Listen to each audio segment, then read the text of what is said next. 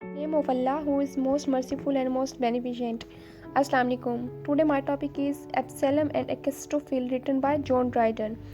We all know that John Dryden was a great literary bird of Restoration period. Absalom and Achitophel is one of satirical work of John Dryden. Now we are going to discuss the style of this poem. Absalom and Achitophel was written in allegoric style.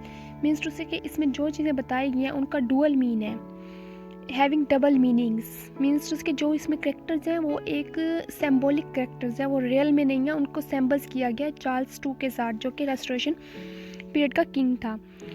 Dryden took some data from this book from Bible. So हम इस poem को ballad में भी कर सकते हैं क्योंकि इसका जो डाटा है वो बाइबल से जॉन ड्राइडन ने लिया है। It was a political stars in English language. Political styles Dryden का एक स्टाइल था राइटिंग का। इसी स्टाइल में इसने एब्सैलोम एंड एकेस्टोफिल पोएम लिखी थी। To understand this poem we are going to discuss the character list of Absalom and Achitophels. Names of main characters are given as David, जो कि किंग है, एब्सैलोम सन ऑफ डेविड। एब्सैलोम जो होता है वो इस किंग का रॉयल बर्ड नहीं है, वो इसका इलीगल सन है। एकिस्टोफिल ये होता है एम्बिशियस टू पावर। शीमी एक against to the king, David के किंग। कोरा एक प्रीस्ट होता है जो कि वक्त के साथ साथ चेंज करता रहता है अपने एम्बिशंस को। Now we are going towards the story of this poem. इसमें होता है कि स्टार्ट यहाँ से किया जाता है कि डेविड किंग जो है वो उसका जो रिलीजन है वो जेबूसाइट है, लेकिन वो जिनके लिए काम करता है, जिनका वो किंग है, वो ज्यूज़ है, वो ज्यूज़ लोगों का किंग है और उसके जो एज होती है वो कंप्लीट हो चुकी है किंगशिप की। तो अब उसकी जगह पे किसी नए इंसान ने आना है और नया इंसान उस टाइम के ये होता था किंग का बेटा जो कि रॉयल बर्ड हो, वही आ सकता था। एब्सैलोम उसका रॉन्ग सन था, लेकिन वो बहुत ज़्यादा अच्छा था और ज्यूज़ में बहुत ज़्यादा पॉपुलैरिटी रखता था और था वो जेबूसाइट्स। मीन्स टू उसका रिलीजन खुद का जेबूसाइट था जो कि नेटिव लोग होते हैं, लेकिन वो ज़्यादा जो मीन्स टू जिनको हेल्प करता था वो उनकी करता था ज्यूज़ लोगों की, इसलिए वो ज्यूज़ लोगों में बहुत ज़्यादा पॉपुलर था और वो चाहते थे कि एब्सैलोम भी पावर गवर्नमेंट में आए, लेकिन एब्सैलोम आ नहीं सकता था क्योंकि वो उनका रॉयल बर्ड में से नहीं था। लेकिन सवाल ये उठता था कि रॉयल बर्ड में अगर ये नहीं आएगा किंगशिप में तो और नेक्स्ट कौन आएगा। तो वो बचता था डेविड का एक भाई जो कि वल्गर टाइप का इंसान था, अच्छा इंसान नहीं था। दूसरे सीन में ये दिखाया गया हमें कि एकेस्टोफिल जो होता है ये डेविड के ख़िलाफ़ होता है। अब इसको पता है कि मुझे डेविड वाली सीट तो किसी सूरत मिल नहीं सकती, मैं कुछ ऐसा करूं कि डेविड किंग खुद ही ये सीट छोड़ दे। और इस प्ले की जो सेटिंग है वो इसराइल में है और इसराइल में मीन्स रहता है बहुत पुरानी स्टोरी होती है वो वाली जिसमें इसराइल को शो किया जाए।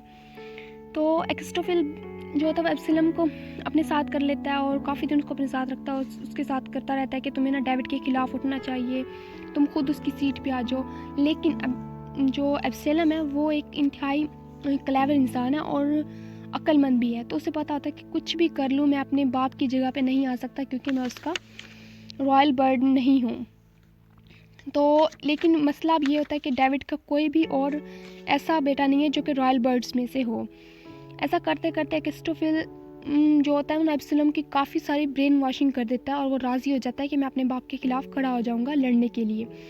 तभी ये लोग एक नेम आया था, हमने पढ़ा था कैरेक्टर लिस्ट में, शीमी को ये एक अपना मजिस्ट्रेट कर लेते हैं, अपॉइंट करते हैं कि इलेक्शंस जैसे होते हैं हमारे उस तरह के, तो वो अपनी किंगशिप के लिए जो उनका रूल होता है, ये जो उनका प्रोसेस होता है उसके लिए मजिस्ट्रेट की ज़रूरत होती है, वो शीमी को मजिस्ट्रेट बनाते हैं।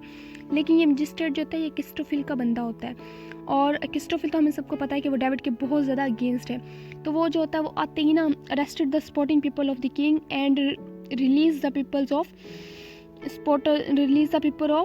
Against to the David. जो भी इंसान डेविड के साथ होता है, डेविड बहुत अच्छा इंसान है, जो डेविड के साथ खड़े होते हैं उन सबको वो पकड़ के जेलों में डाल देता है और जो जेलों में पहले से होते हैं जिन्होंने डेविड किंग के रूल्स तोड़े होते हैं उनको वो रिलीज़ कर देता है। ये शिमी का रोल होता है इसमें। अब कोरा का इसमें हम इस प्ले में पोएम में हमें दिखाया गया कोरा वो होता है जो प्रीस्ट होता है। ये भी एकेस्टोफिल का साथ ही निकलता है और बहुत ज़्यादा इसके डेविड के खिलाफ स्पीचेस करता है और लोगों को बहुत ज़्यादा भड़का देता है। एकेस्टोफिल जितनी भी कोशिश करता है बहरहाल लास्ट में एब्सैलोम को रेडी कर लेता है कि वो अपने बाप के साथ फाइट करेगा। Absalom ready to fight against his father till the end. ऐसा होते होते इधर से ये जो होता है एब्सलम है, ये लोगों के दरमियान जाता है, ज्यूस के पास जाता है और यूँ बोलता है कि मैं अब इलेक्शंस लड़ूंगा, मिनिस्टर गवर्नमेंट में आऊँगा, तो मुझे पब्लिक लोगों का सपोर्ट चाहिए। और पब्लिक बहुत खुश होती है कि क्योंकि वो एब्सलम को बहुत ज़्यादा पसंद करते हैं, क्योंकि एब्सलम पीसफुल इंसान है और बहुत कुछ अच्छा करने का सोचता है अपने लोगों के लिए। जब ज्यूस लोग ये खबर पहुंचाते हैं डेविड को कि इस तरह से तुम्हारा बेटा तुम्हारे खिलाफ खड़ा हो रहा है, तो डेविड कहता है कि इसने मीन्स के मेरे बेटे ने अभी तक मेरा ये रूप देखा है कि मैं एक अच्छा इंसान हूँ, वो मेरा बुरा रूप देखेगा। तो इधर से जो अकेस्टोफिल है ये एब्सलम के साथ मिलकर एक फ़ाइट की प्रिपरेशंस करते हैं कि डेविड, जाहिर बात है डेविड अपना किंगशिप यूँ तो नहीं छोड़ेगा ना, अपना तख्त नहीं छोड़ेगा, वो पहले फ़ाइट करेगा फिर छोड़ेगा। ये लोग फ़ाइट के लिए तैयार हो जाते हैं। लेकिन अब मसला ये है कि एब्सलम को अकेस्टोफिल ने रेडी किया था लड़ने के लिए, वो दिल से रेडी नहीं है कि अपने बाप के खिलाफ जाए, इसलिए इस जंग होने से पहले ही एब्सलम दब जाता है और ये लड़ाई छोड़ देता है। तो लास्ट में जो होता है इस पोइम का, डेविड एक स्पीच देता है एंड में, वो यही कहता है कि सब लोग जानते हैं कि तुम लोगों का असली बादशाह कौन है। असली बादशाह और किंग वो होता है जो अपने लोगों का सोचता है।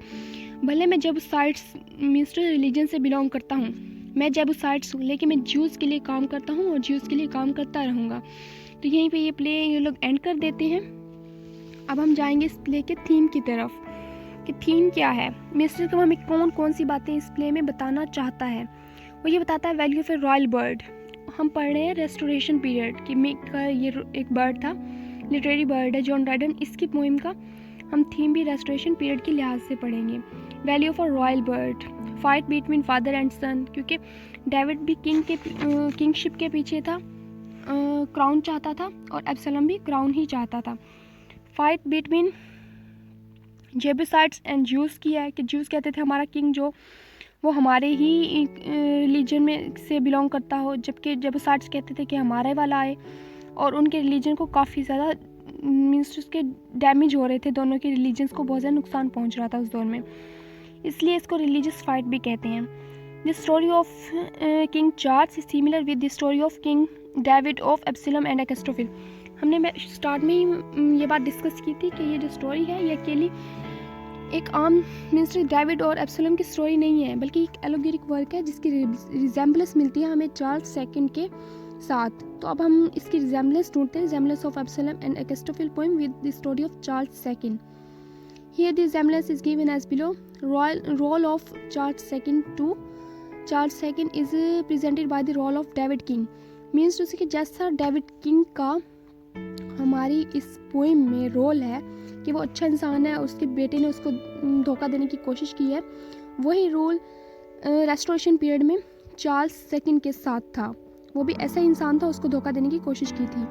ड्यूक उस टाइम जो था उसका इधर तो हमारे पास डेविड का तो बेटा है ना एब्सलम, जो कि अपने बाप को धोखा देना चाहता है, जबकि चार्ल्स सेकंड को ड्यूक था एक, उसने duke role is presented by the role of Absalom. मीन्स उसके जहाँ पे जो रोल एब्सलम ने प्ले किया है वो चार्ल्स सेकंड के एज में ड्यूक ने प्ले किया था। कैस्टोफिल प्ले द रोल ऑफ शेफ्ट्सबरे। शेफ्ट्सबरे वो इंसान था जिसने ड्यूक को इनकरेज किया था, आप कह सकते हैं कि उसको इनकरेजमेंट दी थी, इनकरेज करता था कि तुम्हें चार्ल्स सेकंड के खिलाफ खड़ा होना चाहिए। और अकेस्टोफिल है जिसने एब्सलम को खड़ा किया कि वो अपने बाप के खिलाफ लड़े।